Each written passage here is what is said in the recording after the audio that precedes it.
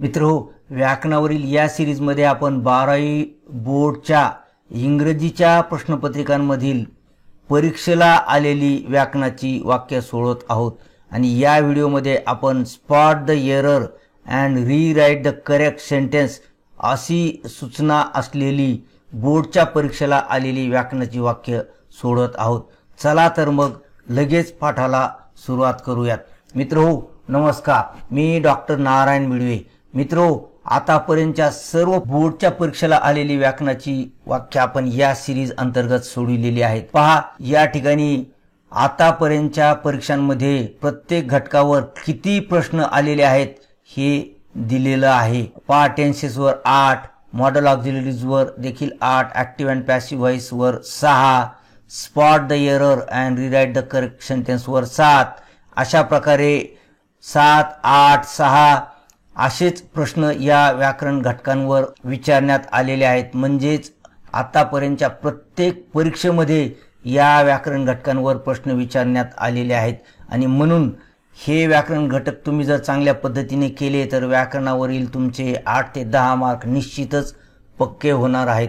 मित्रो, हे सर्व व्याकरण घटक आपण या सिरीज अंतर्गत सोडविलेले आहेत आणि या व्हिडिओमध्ये आपण spot the error and rewrite the correct sentence हा व्याकरण घटक सोडवणार आहोत। मित्रो, हा व्हिडिओ पाहणं झाल्यानंतर शासनाने पुरवलेल्या क्वेश्चन बँक मधील सोडविलेली वाक्य असलेले हे 2 व्हिडिओज अवश्य पहा। या व्हिडिओमध्ये क्वेश्चन 1B मध्ये म्हणजेच नॉन टेक्स्चुअल ग्रामर जे परीक्षेला येऊ शकतं, जे शासनानेच यादी पुरवलेली आहे, ही वाक्य सोडविलेली आहेत। तर या क्वेश्चन बँक मध्ये क्वेश्चन 1A मध्ये, क्वेश्चन 2A मध्ये आणि क्वेश्चन 1B मधील वाक्य देखील सोडविलेली आहेत।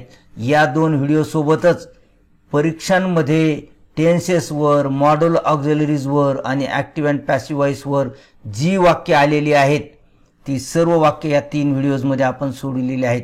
हे व्हिडिओज देखील पहा आणि आजचा जो आपला टॉपिक आहे spot the error and rewrite the correct sentence, या विषयावर आपण अगोदर देखील एक व्हिडिओ केलेला आहे। या व्हिडिओमध्ये परीक्षेला येऊ शकणारे वाक्य सोडविलेले आहेत। म्हणून हे सर्वच्या सर्व व्हिडिओ एक्झाम ओरिएंटेड आहेत, म्हणून हे व्हिडिओ अवश्य पहा। या सर्व व्हिडिओच्या लिंक खाली मोर सेक्शन मध्ये दिलेल्या आहेत। यासोबतच हे व्हिडिओ आणि इतरही महत्त्वाचे व्हिडिओ पाहण्यासाठी आपल्या चॅनलवरील class 12 grammar question bank solution नावाच्या प्लेलिस्ट मध्ये जाऊन तुम्हाला पाहिजे ते व्हिडिओ सिलेक्ट करून तुम्ही पाहू शकता। चला तर मग परीक्षेला आलेलं पहिलं वाक्य आपण सोडूयात। जुलै 2022 मध्ये आलेलं हे वाक्य आहे। या आणि अशा वाक्यांसाठी सूचना असेल क्वेश्चन 1B2 मध्ये spot the error and rewrite the correct sentence, चूक शोधा आणि वाक्य दुरुस्त करून लिहा, असा याचा अर्थ होतो। चला पहिले वाक्य आपण सोडूयात। Susan give me a real nice bouquet of flowers, असं हे वाक्य आहे। मित्रो, या ठिकाणी रियल आणि नाइस असे 2 शब्द आलेले आहेत। नाइस हे ॲडजेक्टिव्ह आहे आणि या नाइस मधील गुणाचंच मॉडिफिकेशन करण्यासाठी, त्याची तीव्रता दाखवण्यासाठी हा शब्द आलेला आहे, परंतु हे देखील ॲडजेक्टिव्ह रूपामध्ये आल्यामुळे हे या ठिकाणी चूक झालेलं आहे। कारण ॲडजेक्टिव्हच्या अगोदर त्याच्यामधीलच गुण एखादा शब्द मॉडिफाय करत असेल तर तो शब्द ॲडव्हर्ब असायला पाहिजे, तो शब्द ॲडजेक्टिव्ह असून चालत नाही। मग हा शब्द कसा असायला पाहिजे होता? रिअली असं ॲडव्हर्ब या ठिकाणी येण्याची गरज होती। मग हे वाक्य कसं असायला पाहिजे होतं? Susan gave me a really nice bouquet of flowers, असं असायला पाहिजे होतं। म्हणजे या वाक्याने कोणत्या नियमाचा भंग केलेला आहे? तो नियम या ठिकाणी आपण घेतलेला आहे, ॲडजेक्टिव्हच्या अगोदर त्याचे प्रमाण दर्शवणारा शब्द आल्यास ते ॲडव्हर्ब असावे लागते। एखाद्या ॲडजेक्टिव्हचं प्रमाण दर्शवणारा शब्द जर त्याच्या अगोदर आला तर ते ॲडजेक्टिव्ह नाही तर ॲडव्हर्ब असावं लागतं। मित्रो, सर्वच्या सर्व वाक्य आपण अशा प्रकारे अगदी सोप्या पद्धतीने सोडविलेले आहेत, म्हणून व्हिडिओ शेवटपर्यंत पहा। कारण spot the error and rewrite the correct sentence अशी सूचना असलेली ही वाक्य तुम्हाला प्रत्येक परीक्षेमध्ये असतात। कारण क्वेश्चन 1B2 हा spot the error and rewrite the correct sentence साठीच राखून ठेवलेला असतो. याशिवाय या व्हिडिओच्या शेवटी या ठिकाणी जे नियम वापरून वाक्य आपण दुरुस्त केलेले आहेत, अशाच नियमाचा भंग आणखीही काही वाक्य करतात तशा प्रकारची वाक्य या व्हिडिओच्या शेवटी तुम्हाला ॲक्टिव्हिटीच्या रूपाने सोडवायला मिळणार आहेत. आणि म्हणून तुमची परीक्षेची तयारी या ठिकाणी होणार आहे. आणि मित्रो, प्रत्येक परीक्षेला spot the error and rewrite the correct sentence या सूचनेअंतर्गत तुम्हाला 1 मार्काचा प्रश्न हा असतोच असतो. म्हणून या व्हिडिओमध्ये तुमचा हा 1 मार्क पक्का होणार आहे. चला तर मग आता पुढील वाक्य पाहूयात. Summers in Delhi are extreme hot. March 2022ला आलेलं हे वाक्य आहे. तर या वाक्यामध्ये देखील मित्रो एक ॲडजेक्टिव्ह आलेला आहे हॉट, आणि त्याच्या अगोदर जो शब्द आलेला आहे ते देखील ॲडजेक्टिव्ह रूपानेच आलेलं आहे. म्हणून या ठिकाणी हा शब्द चुकीचा आहे, कारण ॲडजेक्टिव्ह मधील गुणाची तीव्रता दाखवणारा शब्द त्याच्या अगोदर जर आला तर ते ॲडव्हर्ब असावं लागतं. म्हणून या ठिकाणी काय असायला पाहिजे? एक्स्ट्रीमली, EXTREMELY, एक्स्ट्रीमली हॉट असं असायला पाहिजे होतं. म्हणजे हे वाक्य कसं असायला पाहिजे होतं? Summers in Delhi are extremely hot. हे ॲडव्हर्ब आहे. अशा प्रकारे हॉट या ॲडजेक्टिव्हच्या अगोदर ॲडव्हर्ब येण्याची गरज होती. या वाक्याने देखील हाच नियम उल्लंघिलेला आहे. तर एखाद्या ॲडजेक्टिव्हच्या अगोदर त्याचे प्रमाण दर्शवणारा शब्द आल्यास एक्स्ट्रीमली हा या हॉटचं प्रमाण दर्शवितो, म्हणून हा शब्द ॲडव्हर्ब असायला पाहिजे. चला पुढील वाक्य सोडूयात. I know a man which is very tall. हे वाक्य जुलै 2021ला आलेलं आहे. आता पहा या ठिकाणी मित्रो, मॅन या नामाची या ठिकाणी माहिती दिलेली आहे. And which is very tall हा जो भाग आहे हा ॲडजेक्टिव्ह किंवा रिलेटिव्ह क्लॉज आहे, आणि या रिलेटिव्ह क्लॉजची सुरुवात विच या शब्दाने झालेली आहे. परंतु इथे देखील या वाक्याने एका नियमाचा भंग केलेला आहे. तो नियम म्हणजे हे विच या माणसासाठी, मॅनसाठी आलेलं आहे. व्यक्तीसाठी विच येत नाही, तर व्यक्तीसाठी काय येतं? व्यक्तीसाठी हू येतं, WHO, हू. आणि वस्तूसाठी विच येतं. म्हणून या ठिकाणी आलेलं विच हे चुकीचं आहे. या ठिकाणी हू येण्याची गरज होती. आपलं वाक्य कसं असायला पाहिजे होतं? I know a man who is very tall. मग या ठिकाणी या वाक्याने कोणत्या नियमाचा भंग केलेला आहे? व्यक्तीसाठी हू आणि वस्तूसाठी विच हे रिलेटिव्ह प्रोनाउन येते, या नियमाचा भंग या वाक्याने केलेला आहे. चला पुढील वाक्य पाहूया. India pays tribute to Gandhiji for his birth anniversary. या ठिकाणी मित्र हो, हिज बर्थ ॲनिव्हर्सरी पूर्वी हे फॉर आलेलं आहे. हे चुकीचं आहे. कशामुळे? कारण एखाद्या कार्यक्रमाच्या संदर्भात या प्रसंगी या अर्थी जर आपल्याला प्रिपोजिशन वापरायचं असेल तर ते फॉर नाही, तर ते आहे ऑन. ऑन या ठिकाणी ऑन वापरण्याची गरज होती. म्हणजे आपलं वाक्य कसं असायला पाहिजे होतं? India pays tribute to Gandhiji on his birth anniversary असं आपलं वाक्य असायला पाहिजे होतं. तर या ठिकाणी कोणत्या नियमाचा भंग झालेला आहे? एखादा कार्यक्रम असेल तर त्या प्रसंगी या अर्थी ऑन वापरतात. त्या प्रसंगी असा या ऑनचा अर्थ निघतो, आणि या ठिकाणी फॉर नाही तर ऑन वापरावं लागतं. चला पुढील वाक्य पाहूयात. English movies has entertained the world. हे 2024ला आलेलं वाक्य आहे. या वाक्याचा कर्ता आहे इंग्लिश मूव्हीज. मित्रो, हा प्लुरल कर्ता आहे, आणि या प्लुरल कर्त्यासाठी त्याच्या नंतर आलेलं हे जे हॅज आहे का, हे चुकीचं आहे. कारण प्लुरल कर्त्यासोबत हॅज येत नाही तर हॅव येतं. हॅज एंटरटेन्ड हे चुकीचं आहे. मग या ठिकाणी काय असायला पाहिजे होतं? या ठिकाणी हॅव एंटरटेन्ड असायला पाहिजे होतं. कशामुळे? कारण थर्ड पर्सन सिंग्युलर करते सोडून इतर कोणताही करता असेल तर त्यापूर्वी हॅज येत नाही, तर त्यापूर्वी काय येतं? हॅव येतं. मग हे वाक्य कसं असायला पाहिजे होतं? English movies have entertained the world. Have असायला पाहिजे होतं. कशामुळे? कारण थर्ड पर्सन सिंग्युलर सोबतच हॅज येतं, इतर कर्त्यासोबत हॅव येतं.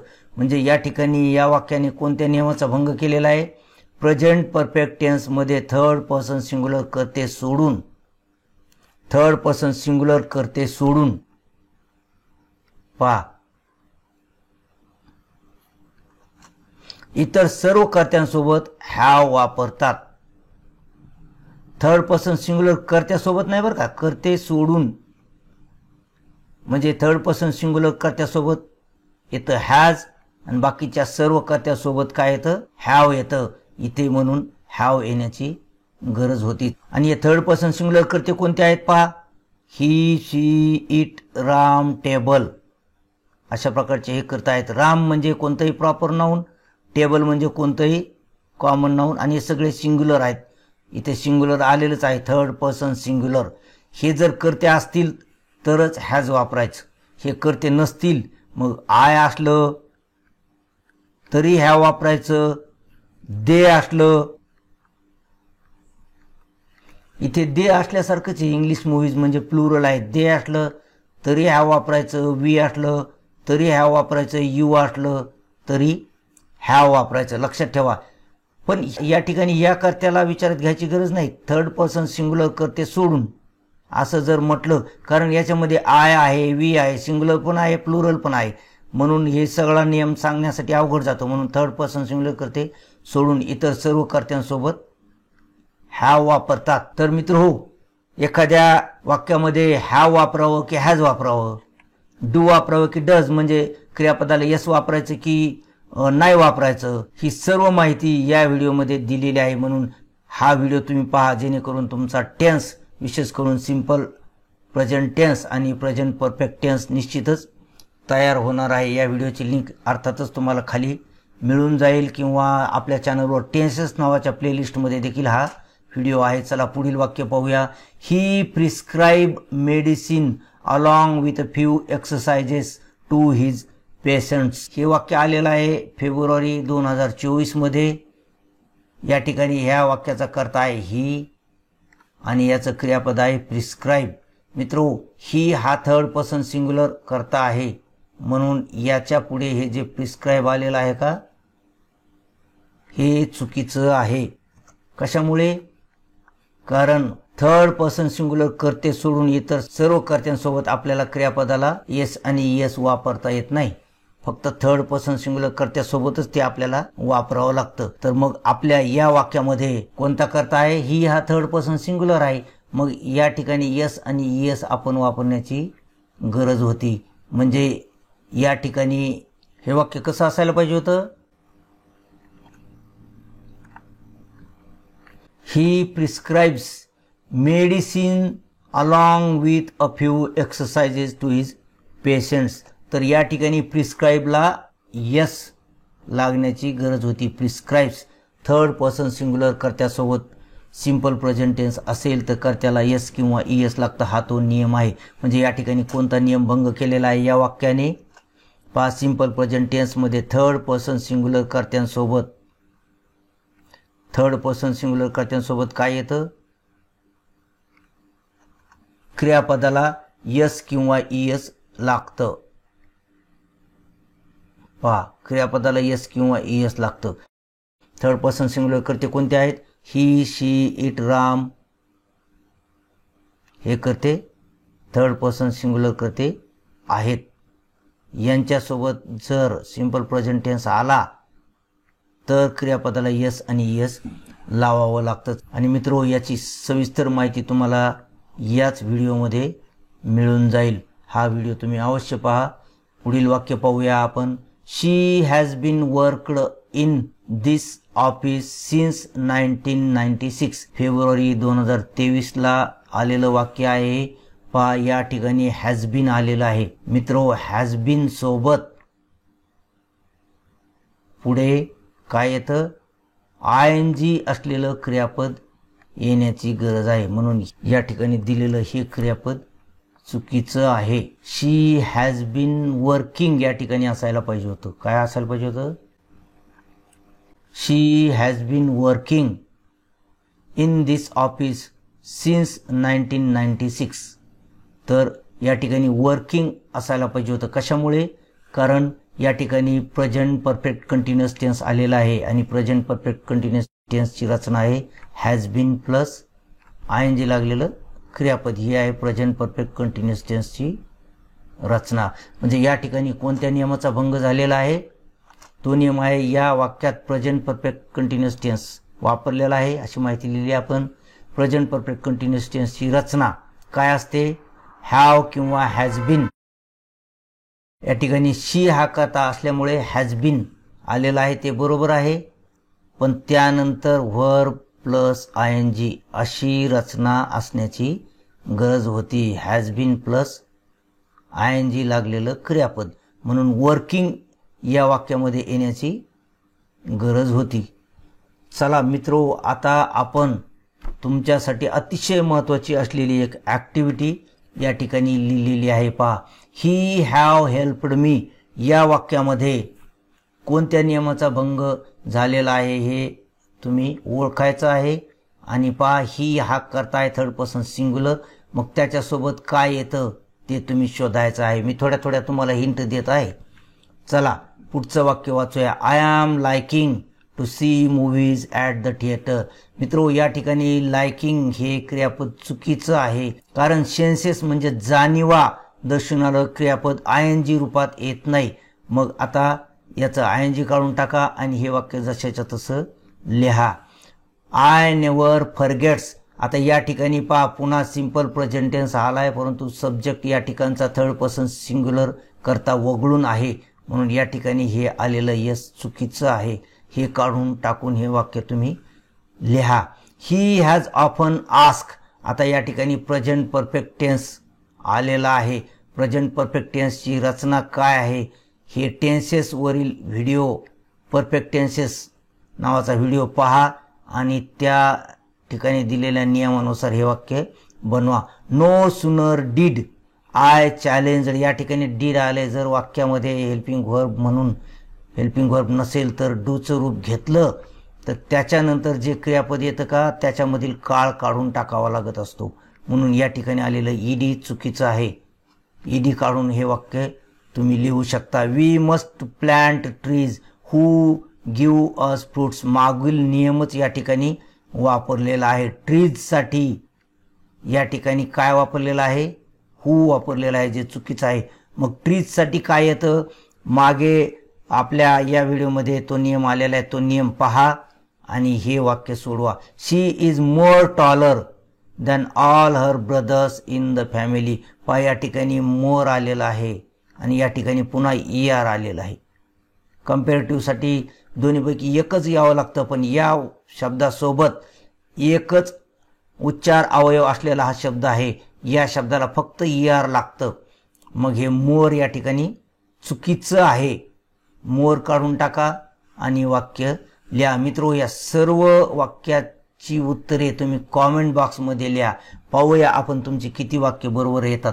यासोबतच तुम्ही ही वाक्य कशी तपासणार, तर मित्र हो, या व्हिडिओच्या खाली मोर सेक्शनमध्ये 12वीच्या विद्यार्थ्यांसाठी असलेली व्हॉट्सअप ग्रुपची एक लिंक दिलेली आहे. त्या लिंकवर तुम्ही क्लिक करा आणि त्या ग्रुपमध्ये जॉईन व्हा आणि या प्रश्नांची उत्तरे तर तुम्हाला त्या ठिकाणी मिळतीलच, परंतु घर बसल्या तुम्हाला 12वीचा अगदी मोफत तुमच्या वेळेनुसार अभ्यास करता येईल आणि अशा प्रकारे तुम्हाला 12वी मध्ये जास्तीत जास्त मार्क मिळतील. मित्रो, आशा करतो की हा व्हिडिओ तुम्हाला आवडला असेल. व्हिडिओ आवडला असल्यास त्याला लाईक करा. चॅनलवर पहिल्यांदाच आलेले असल्यास चॅनलला सबस्क्राईब करून बाजूची घंटी देखील दाबा आणि व्हिडिओज आपल्या मित्रांसोबत शेअर करा. आणि या ठिकाणी दिलेले हे 2 व्हिडिओज ज्यामध्ये परीक्षेमध्ये आलेली व्याकरणाची वाक्य सोडवलेली आहेत, हे 2 व्हिडिओज अवश्य पहा. भेटूया असेच परीक्षेमध्ये आलेली व्याकरणाची वाक्य सोडवलेल्या